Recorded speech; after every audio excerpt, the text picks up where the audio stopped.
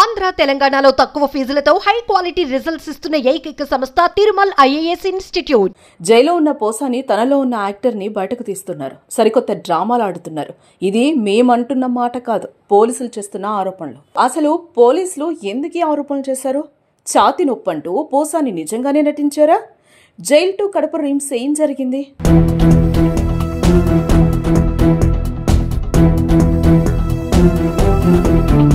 అన్నమయ్య జిల్లా రాజంపేట సబ్ జైల్లో రిమాండ్ ఖైదీగా ఉన్న సినీ నటుడు పోసాని కృష్ణమురళి ఆదివారం జైలు అధికారులను పరుగులు పెట్టించారు. ఒక్కసారిగా ఛాతిలో నొప్పుందని పోసాని హడావుడి చేయడంతో హుటాహుటిన రాజంపేట ప్రభుత్వ ఆసుపత్రికి తరలించారు. అక్కడ వైద్య పరీక్షల అనంతరం కడప రిమ్స్ కు తరలించారు. రిమ్స్ లో ఈసీజీతో పాటు రక్త పరీక్షలు కూడా నిర్వహించారు. కానీ పోసానికి ఎటువంటి అనారోగ్యం లేదని, అంతా బాగానే ఉందని వైద్యులు పోలీసులకు చెప్పారు.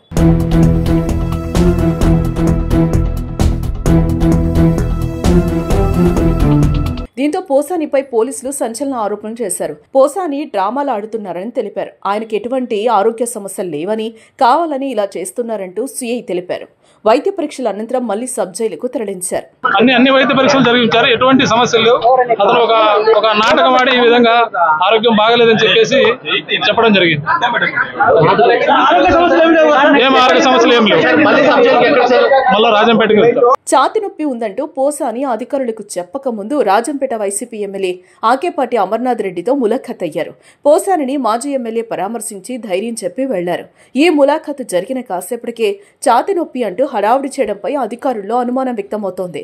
ఆకేపాటి డైరెక్షన్లో భాగంగానే పోసాని డ్రామాకు తెరలేపారా అనే అభిప్రాయం కూడా వ్యక్తమవుతోంది. కావాలనే పోసాని డ్రామాలు ఆడుతున్నారని పోలీసులు చెప్పడం ఇప్పుడు చర్చనీయాంశం అవుతోంది.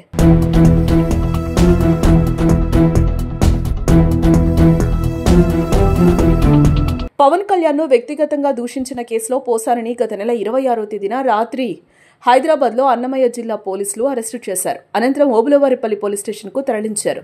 అనంతరం రైల్వే కోడూరు కోర్టులో హాజరుపరచగా పోసానికి 14 రోజులు న్యాయస్థానం రిమాండ్ విధించింది.